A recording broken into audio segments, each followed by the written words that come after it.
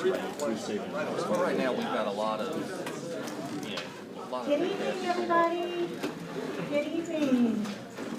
Thank you so much for joining us tonight for our Labcorp Leadership and Technology Lecture Series. Thank goodness the rain finally stopped so you didn't all get wet coming here tonight. We really appreciate you being here. I'm Leslie Rampickett, and I'm the Interim Director of External and Corporate Relations for the Department of Computer Science. We've been holding this Labcorp Leadership and Technology series since, I think it's about 2007. So we've had this series going for a number of years, and we're very thankful that we're continuing to partner with Labcorp so we can keep doing it. I know many of you all here tonight are students that may need to get credit for being here, and we're glad that you're here. We want to make sure that that happens. I think some of you, our grad students, may have found over here on this side, he was raising his hand, if you needed to swipe your ID for computer science graduate students to get credit. And then if anyone needs something signed before they leave tonight, I would be happy to do that at the conclusion, or Tammy can help you with that too. She just raised her hand in the back of the room too. So you can find one of us if you need something signed before you leave tonight, okay? I'll go ahead and put that out front. Okay, so we do want to give some special thanks, of course, to Labcorp who's here and the rest of our ePartner program here in the Department of Computer Science. And of course, I also need to thank, on the outset, our colleagues who helped us run this event tonight. So members of our marketing communication teams, Charles and Colleen and Toller, and of course Tammy Coates, who I couldn't do anything without in our office, and our wonderful computer science ambassadors. They are really great at helping us get in here quickly. You all know we have a tight turnaround between classes. So before I turn it over, I do want to provide a quick introduction to our wonderful speaker tonight. I'm really excited to hear what she has to say, and I know you are as well. So Shamyla Lando is here to speak with us tonight. She's the current Chief Technology Officer and Senior Vice President at Labcorp, a leading global life sciences company that provides vital information to help healthcare decisions. She has over 20 years of experience in leading large-scale IT teams, overseeing enterprise architecture, cloud and data platforms, global infrastructure and service delivery teams, enterprise and business application development, customer service operations, and research technology teams. So as you all graduate, as you do internships, these are the kinds of teams many of you will be working on. So she has great experience to share with you about that. She's worked for several other prestigious organizations like the Duke Health System, the Mayo Clinic, Medtronic, and Convergys. She's recognized as an IT futurist, and that's really tonight what we're talking about is the future of some of the information technology and how we can apply it to different sectors like healthcare. She's a transformation leader who focuses on how technology strategy can support business growth through collaboration and partnerships. She's passionate about improving healthcare and well-being for the elderly as well as future generations through innovative technology solutions. She also enjoys mentoring young women who aspire to pursue careers in technology. I was sharing with her earlier after this session, our Women in Computer Science are doing a coding night event after this. So after the talk, if you want to go do some interview practice, coding practice upstairs, that would be great too. Tonight she's speaking with us about artificial intelligence and applications to healthcare, and I'm going to turn it over to Shamyla Lando.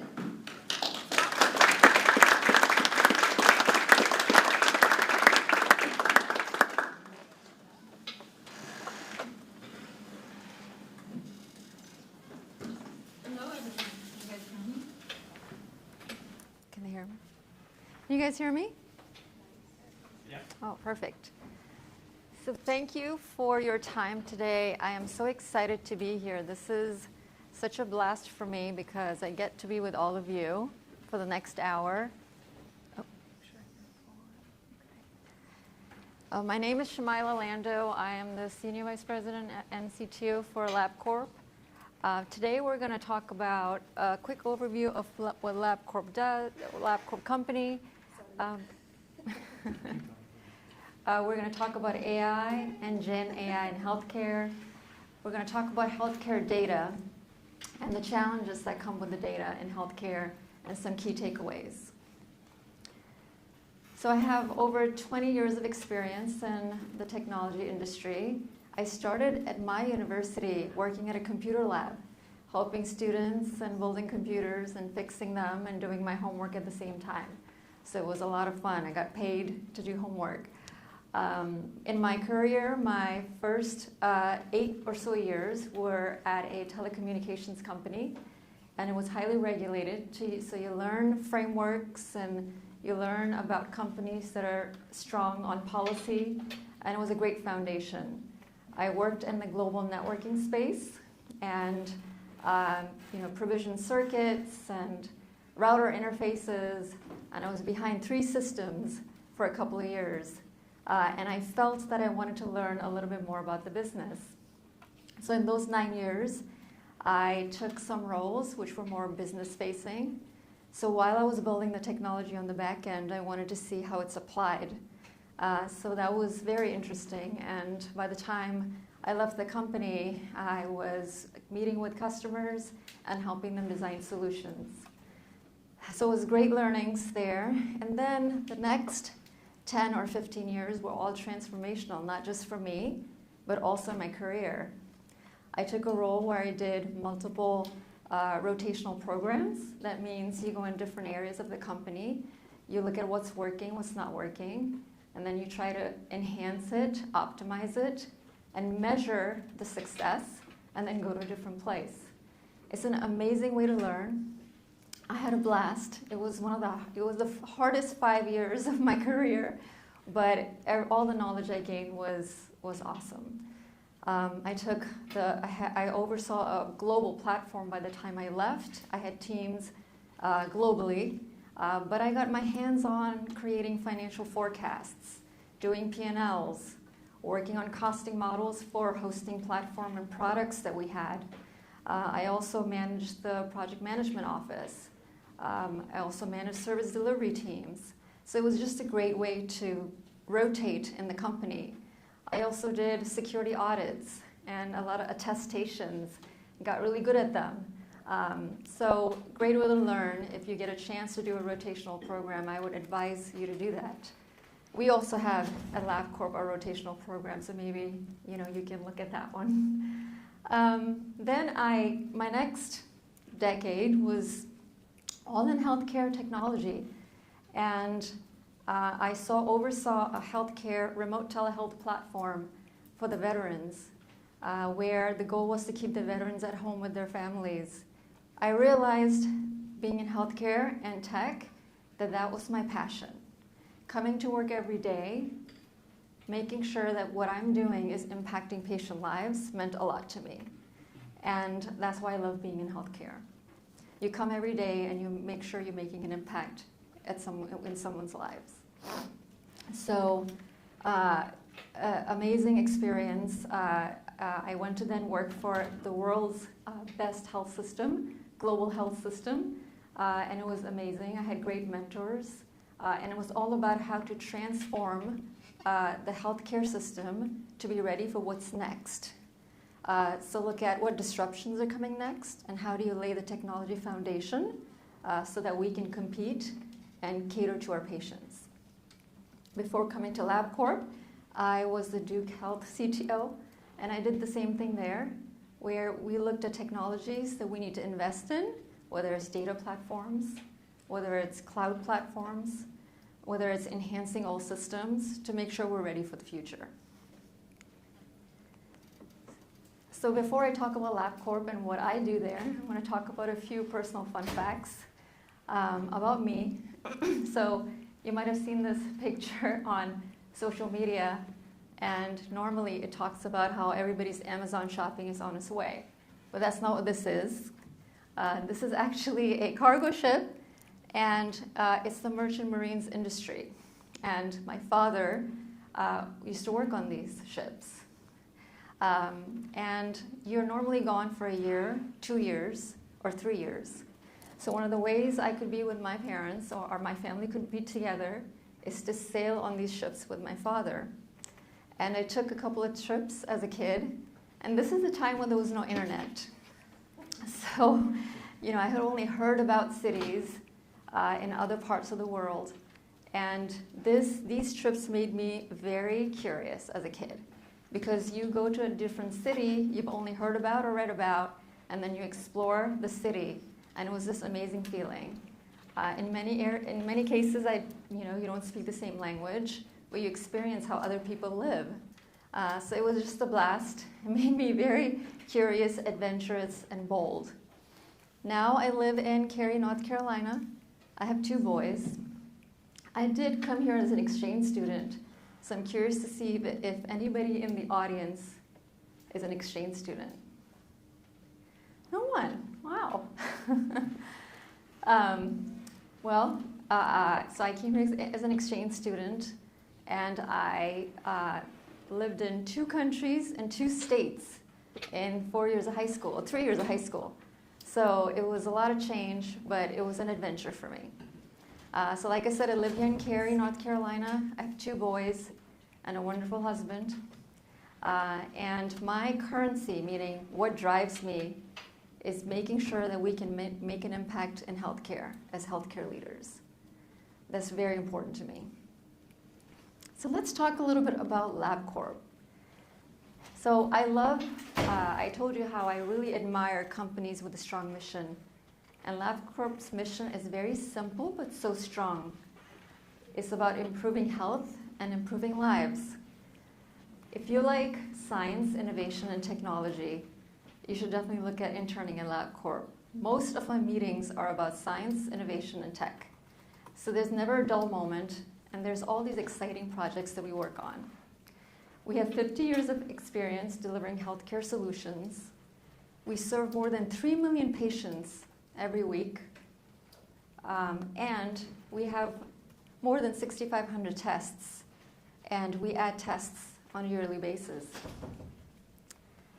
One of the other areas that I really admire about our company is our focus on these strategic areas. So I come from health systems, and we are the partner of choice for health systems, and that's very near and dear to me. We also invest in oncology, women's health, autoimmune, neurology. Women's health is extremely important to me. We've released a test for preeclampsia detection, and it detects women at high risk for preeclampsia. And that can impact the baby and the mom. And it impacts 1 in 20 women, and also can cause premature birth. Being myself a NICU mom, that is something that is very hard to go through.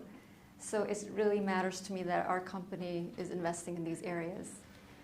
When it comes to neurology, 18 months ago, our family was hit by one of my loved ones passed away from Alzheimer's. And it was the hardest thing to see, and I'm just proud that Labcorp invests in those areas. So let's talk about what I do at Labcorp, and I oversee 3 main areas. The first one is global infrastructure.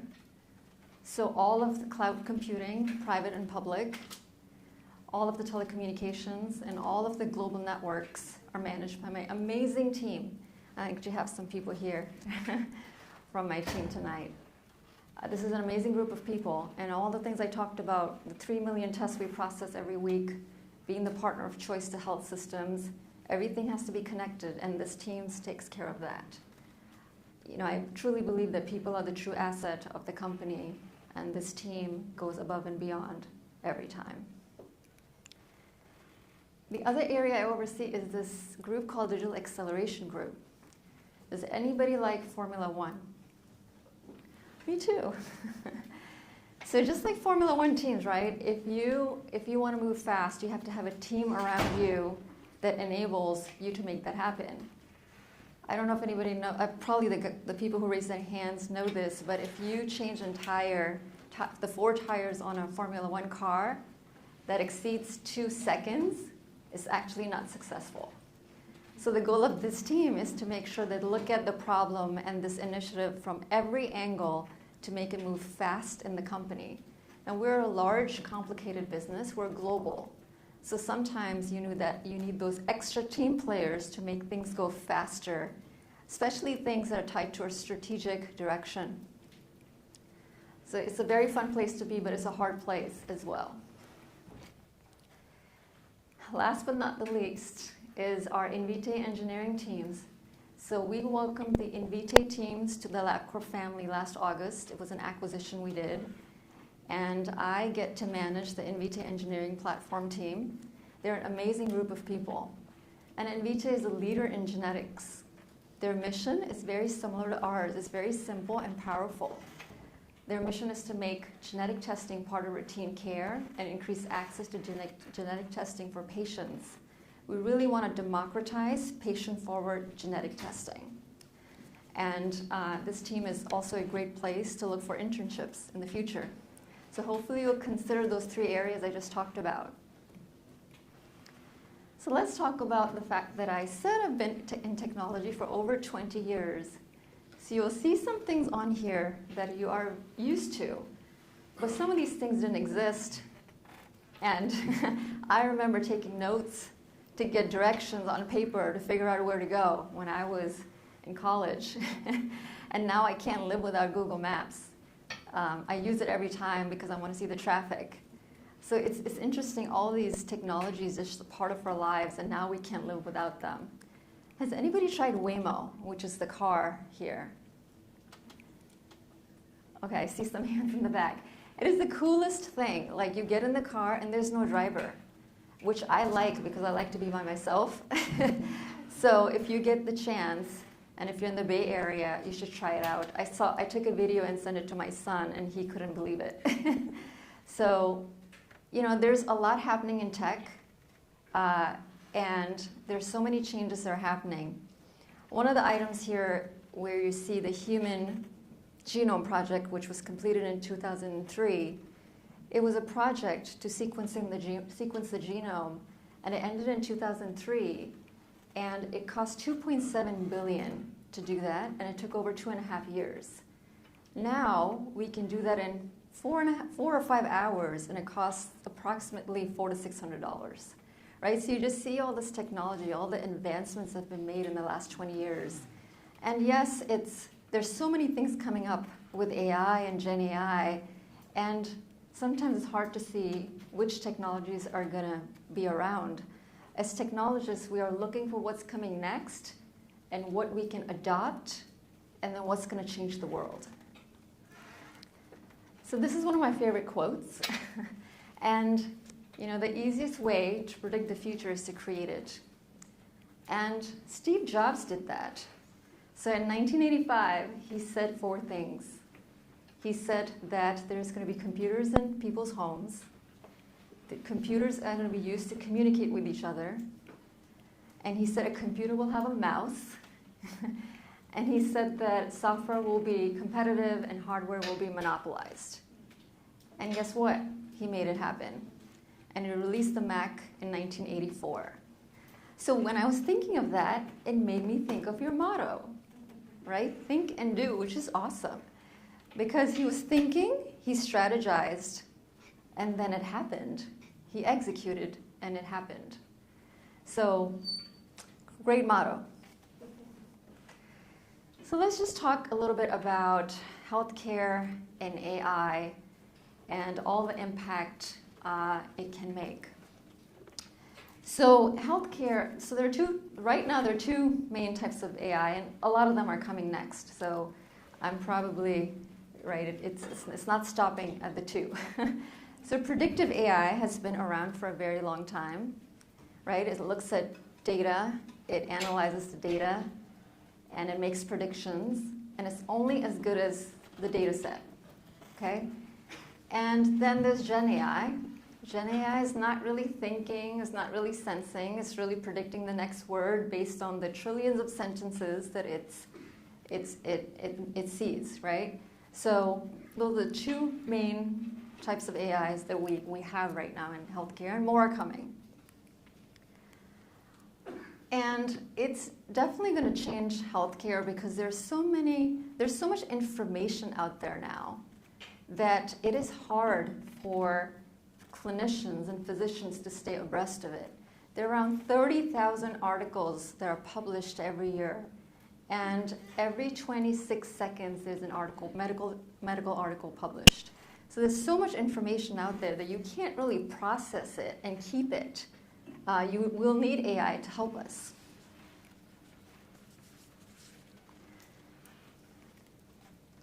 So let's talk about the promise of Gen AI in healthcare.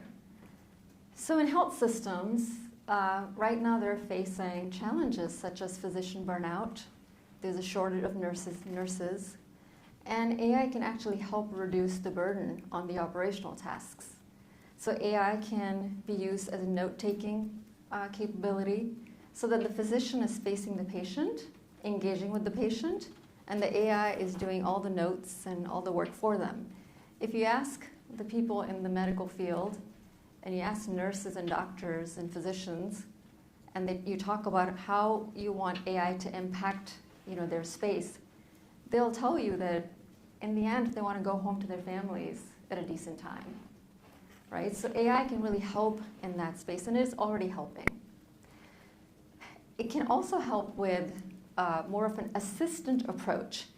For example, if a physician is with a patient, and the patient is talking about some symptoms, certain symptoms, AI can go through all the medical records, all the lab data, and take out all the relevant information that could apply to that patient quickly, right? So it gives you better quality of care, and it makes it easy on the physician. So there are a lot of different ways you can apply AI.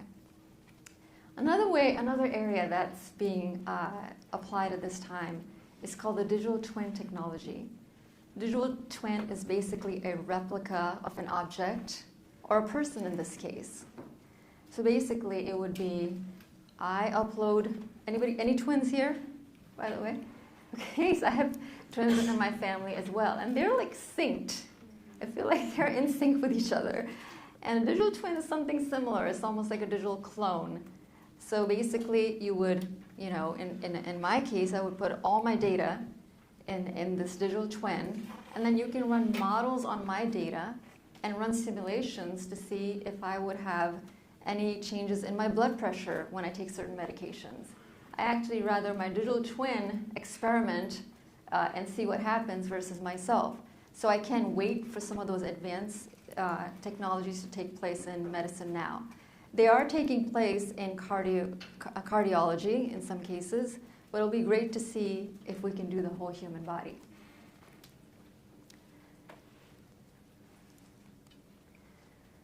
There's also promise in the pharmaceutical space.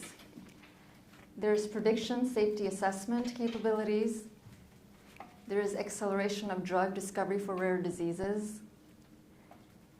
There's drug optimization and design. A lot of times we start with a bunch of molecules, but with Gen AI capabilities, we can actually have targeted molecules, so it reduces the time of the clinical trial. And then there's actually clinical trial optimization. So clinical trials are extremely important, and it's a very time-consuming process. It involves patient recruitment, enrollment, frequent monitoring, and retention, and there are challenges with it. This technology in clinical trials is not just about the technology. It's actually about bringing life-saving treatments to patients faster and more efficiently than ever before. So as you know, these patients are already going through a hard battle in their lives, and in some cases, they're running out of options. So it's really important for them to have access to clinical trials that can save their life. And with Gen AI capabilities and AI capabilities, that can happen a lot quicker. It's all about access. Not everybody lives next to a large medical health, academic medical center. And this is also about health equity, how we can provide access to life-saving trials for patients who need them. So with AI, you can have improved matching for clinical trials by looking at the data. You can run advanced analytics and real-time updates on the patients. We can enhance efficiencies and reduce time of the clinical trial, and then also reduce cost as you optimize the clinical trial program. Another area healthcare is impacting is diagnostics. There is, just like we talked about with physicians, you can use transcription and NLP services to do proactive case summaries to save time. There's so much data in diagnostics that you can look at that data and get additional insights. And AI-powered pattern recognitions for enhanced diagnostics. There's training and report generation. You can do draft reports, and you can do training with synthetic images with AI. There are also platforms that have been launched with AI when it comes to diagnostics, and we're going to talk about digital cytology. So in traditional cytology, you look at a slide through a physical microscope. In digital cytology, you look at an image of the slide, a high resolution image of the slide. And then you look at AI-assisted method to look at the slide. And as you see on the picture, the AI-assisted method will stain your slide. And it's called virtual staining. And it highlights all the different areas that we need to check for disease detection.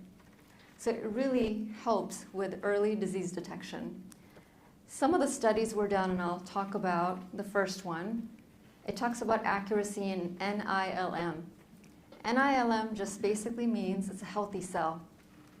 So consistent high accuracy up to 98% when we use AI-assisted methods in digital cytology.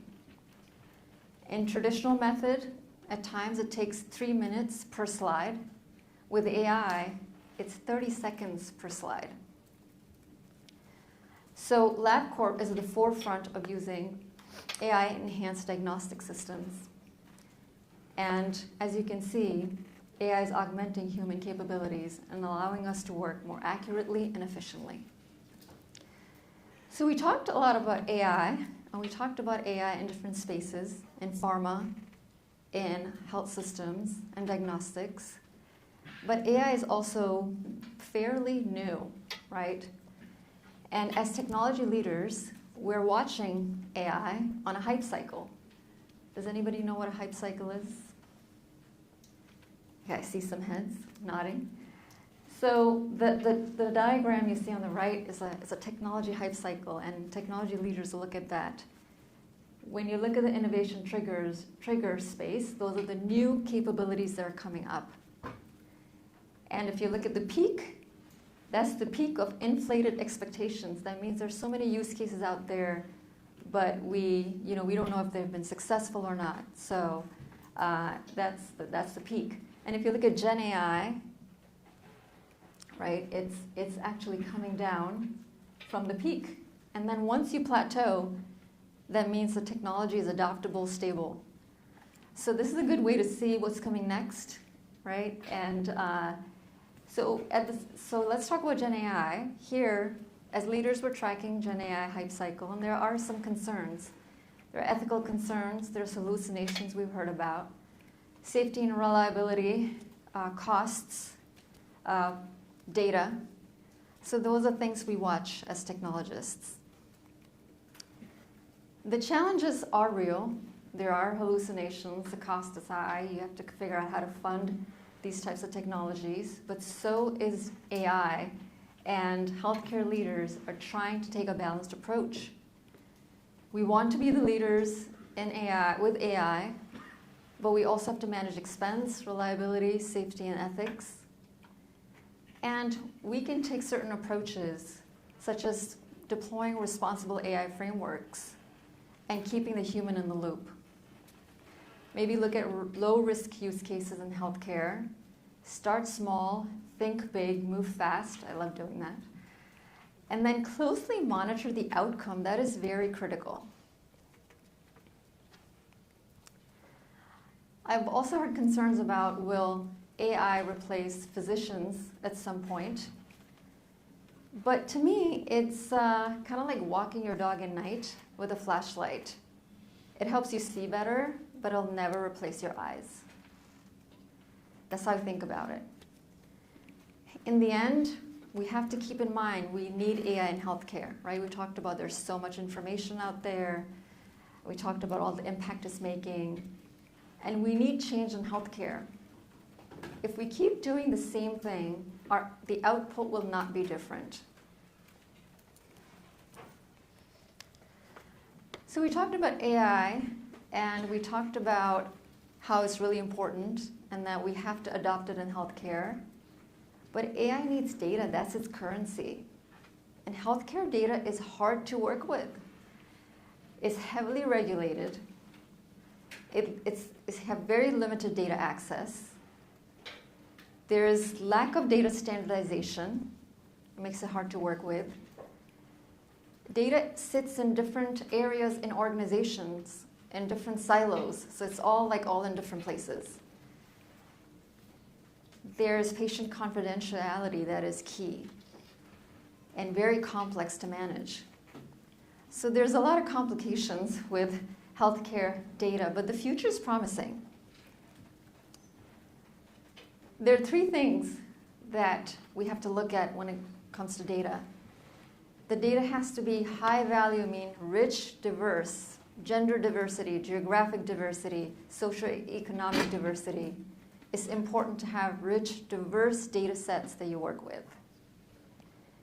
There are challenges with policies, but that is being worked on, and that area is improving, but that's another hour-long session, so I'm gonna go into that. And in the end, you have to make the data computable. And that is hard to do, especially healthcare data. It's messy. It's not like financial data.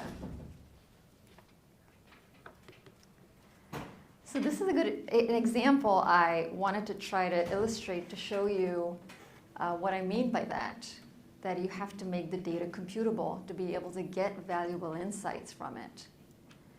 So on the top, we have diamonds, but you have to get the diamonds from a coal mine, right? And then you have to collect them from different areas. You have to put it all together. You have to clean them. You have to sort them. You have to cut them. You have to polish them. Then you have to grade them. And then they become valuable. Data is similar. It's sitting in all the different areas of a company or a health system or organization. And to make it computable, to be able to get insights from it, you have to go through a rigorous process. And that's the difficult part. So when I talk about the data is sitting in all different places, I also want to add that you have to put a lot of multimodal different data together. So multimodal data sits in different systems. So we have structured data, which is actually easier to work with, and it's like lab tests or medications, outpatient charts, workflows, vitals, right? And then we have unstructured data, which is harder to work with. These is just free text clinical notes, pathology data, radiology data. Then we have images. We have MRI, CT scans, X-rays that we've done in the course of our lives.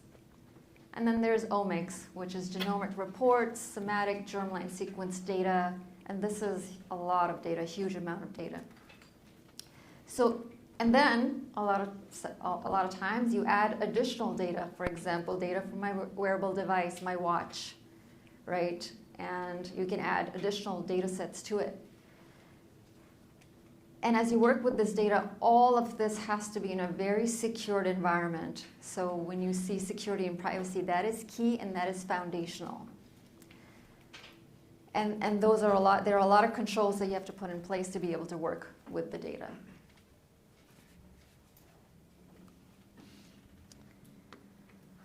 So we'll go in a little more detail about when I say making the data computable is underestimated. So first I'll say there's no auto magic platform out there that'll do it all for you. People will say that, big tech, small tech. I've heard it from everyone that it's not the case.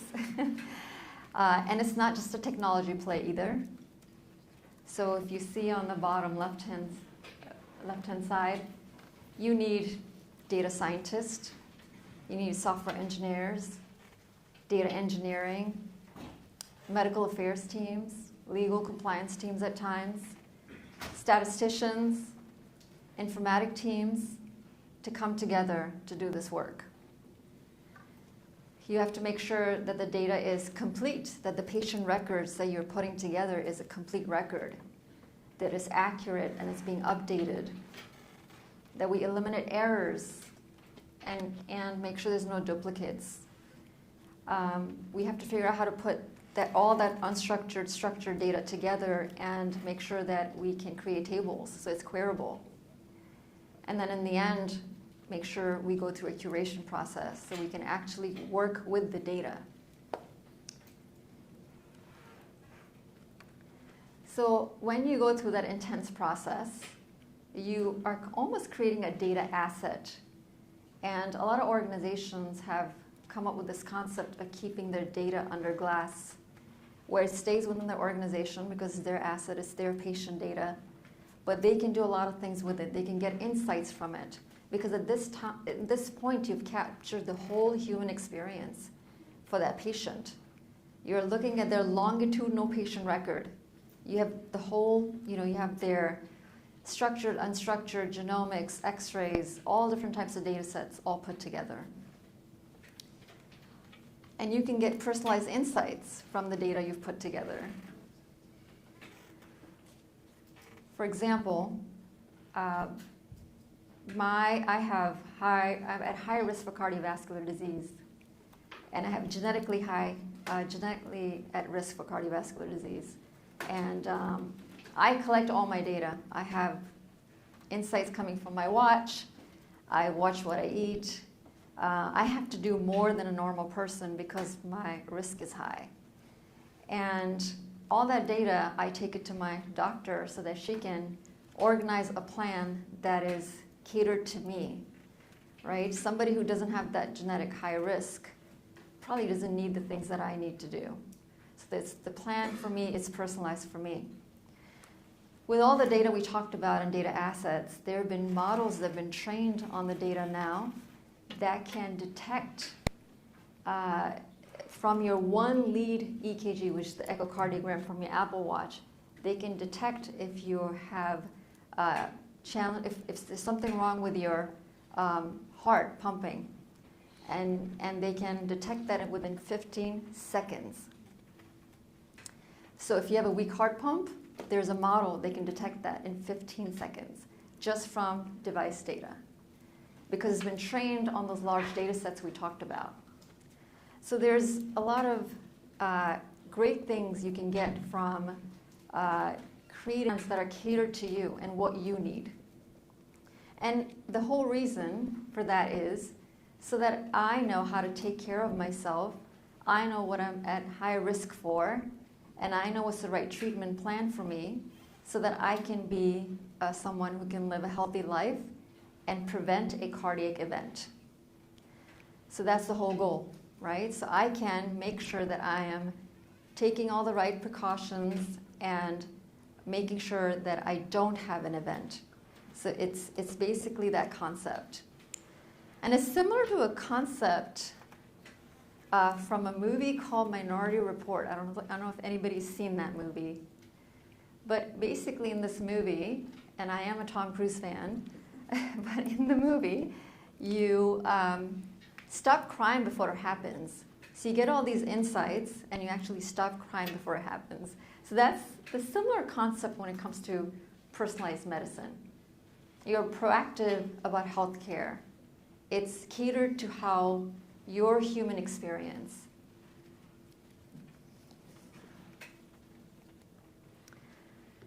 So we talked about a bunch of things today. We talked about how Gen AI is changing healthcare. We talked about that, yes, Gen AI is high risk in healthcare, but there are frameworks we can put in place to reduce the risk. We talked about health data is hard to work with, but that landscape is changing. I talked about personalized medicine and how that is the future. I talked about getting data and creating that whole human experience and the longitudinal patient record. And then in the end, it's all about how to predict disease before it happens so that we can live a healthier life. I'm going to talk a little bit about the future. So in the next few years, as you possibly go to grad school, or some of you might be going in the job market, right, there's going to be what we talked about. Health systems will embrace advanced technology and AI integration due to challenges they face. Hospitals will actually change a little bit. There will be data aggregators and data analyzers, and they will need industry partners to do that with. Treatment plans will incorporate personalized medicine. We talked about virtual staining of the slides and the digital pathology platform. Some of those technologies are going to be universally they'll adopt AI universally. Compute and storage will no longer be a limitation when it comes to AI anymore. The limitations will be related to use cases due to the reliability and consistency. So we'll have to really put plans in place to check the output of the models. And that will be key. So now that I've talked a little bit about the future in the industry, I want to talk a little bit about the future in the room. So, who's any basketball fans? I am. All right. So I'm a huge college basketball fan, and if you ever see a lady in the adult section, you know, acting like a kid, it's probably me, and embarrass my kids when I do that. But I love college basketball, and both of my boys are student athletes, but they're not in college yet. So without checking on your phones, hopefully nobody did that yet. Can anybody tell me who are the 2 NBA players with the highest number of missed shots in the history of NBA? You already looked it up? Okay. No. No. So it's LeBron James and Kobe Bryant. Okay, those are the GOATs. Those are the greatest of all times, but they have the highest number of missed shots in the history of NBA. You know, it's hard when you miss shots. Sometimes those buzzer beaters hurt because that's like the last chance to win the game. And if you miss it, your team is relying on you, right? But guess what? If they stopped taking the shots, they wouldn't really be the greatest of all times. So the message is, as you go on forward with school or grad school or career, don't stop taking the shots, right? You're going to be in your domain. You're going to be specializing in your field of study.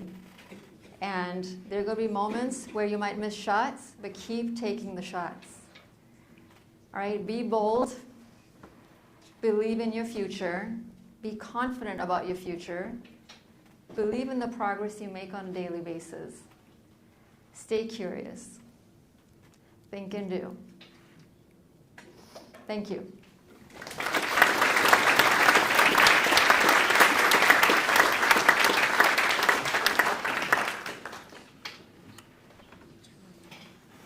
Thank you so much, Shamyla. We love to give a couple of minutes for students to ask questions too. Hopefully that's okay with you. Yes. Yep. David. Hello, my name is Victor Armida. I'm studying computer science currently right now, and my question is any advice for someone that has a passion in healthcare, but also wants to learn computer science? I would say come and intern with us. I think it's important to, if you're passionate about that, it's important to figure out how to get connected with a company that has a mission to serve patients. So you will get best of both worlds. So I would really encourage you to come and look at our internships and connect with us. I think that's the best place to start. Hi, I have a question. So you've spoken about the data and the challenges. The pre-processing itself is not trivial. So my question is, has Labcorp invested on creating synthetic health data or simulating it and explore such options, which are more cheaper, I guess? Absolutely, yes, we definitely are doing that right now. We're working on our health data platform, and we are doing that. Any other questions? Oh, sorry.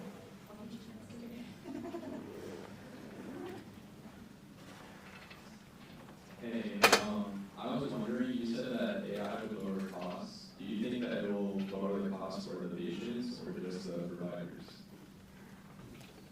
I think it will lower the cost of healthcare in general, and I think it's going to be passed on to the patients as well.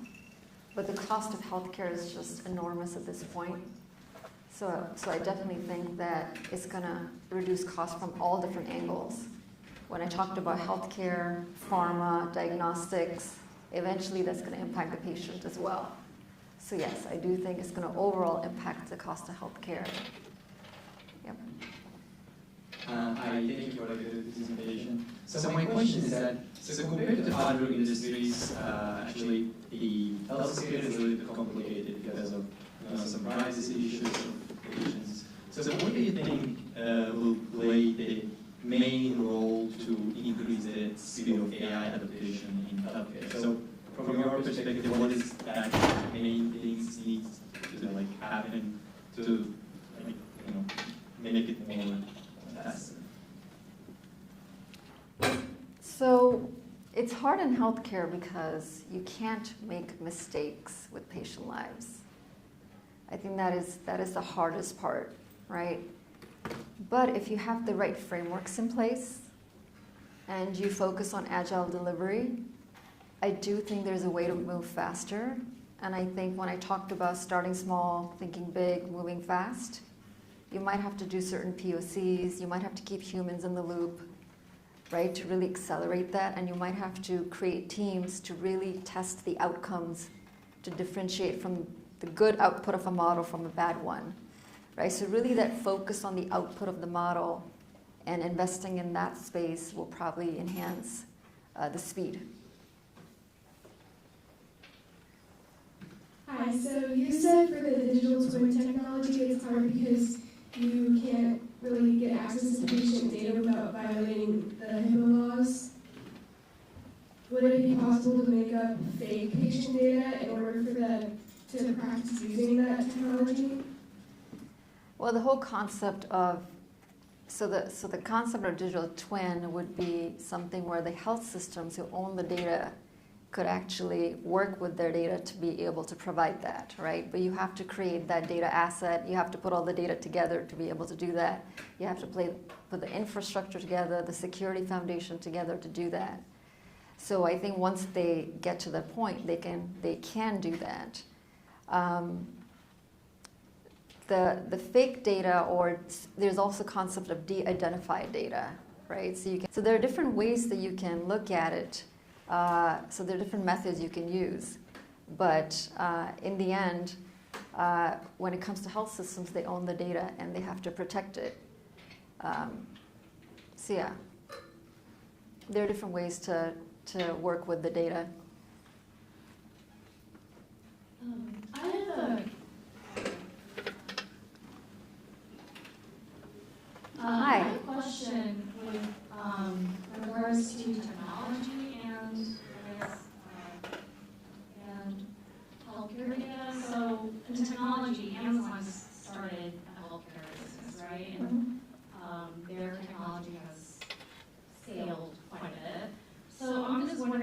that perspective, like, would you say you would partner with Amazon, or would you guys become, or are you competitors, or in terms of research and also both sharing of healthcare knowledge and technology? Yeah. So Amazon, Microsoft, Google, they all have healthcare areas and healthcare platforms, data platforms, and they have healthcare and they have capabilities, and they might fit in parts of the, when I talked about making data computable, parts of those processes, right? And you could put all your data together in one of their clouds, right? Correct? So you can do that, and a lot of organizations do end up doing that.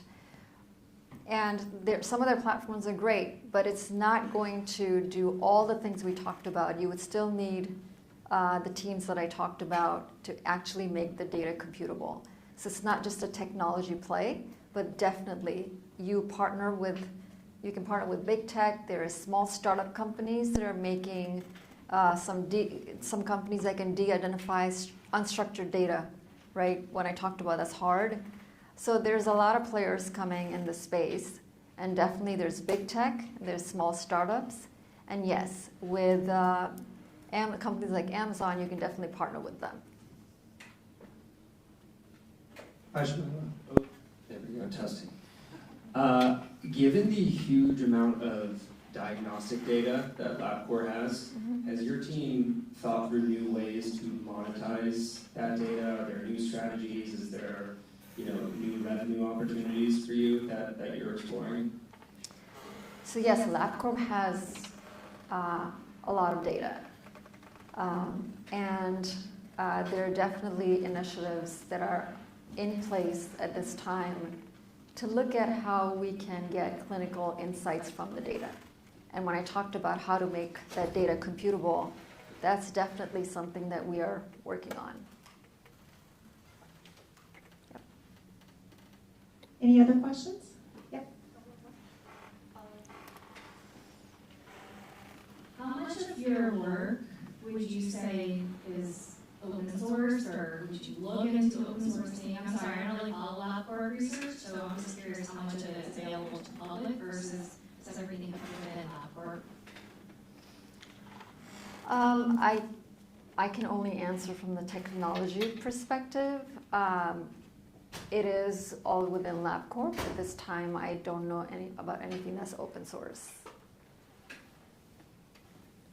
Good questions, everybody. Any others? That's great. You all are super curious about this, and I think that's a wonderful thing to keep asking those questions. And to your point earlier, Shamyla, and one of the things that I've noticed through this lecture series is when we have different companies from different sectors, the problems that they're solving and the ways they're using technology is different. So it's great to see what are the challenges and the opportunities based upon what environment you're in. So as you all are looking at internship site possibilities, full-time site possibilities, and prepping for those interviews with these companies, this is a great way to research and think about that, right? What are the problems and opportunities that I might be dealing with in a different site? We want to thank Shamyla. We have a small token of our appreciation for all the time she spent delivering the talk tonight and preparing for the talk tonight. So please join me in giving her another round of applause.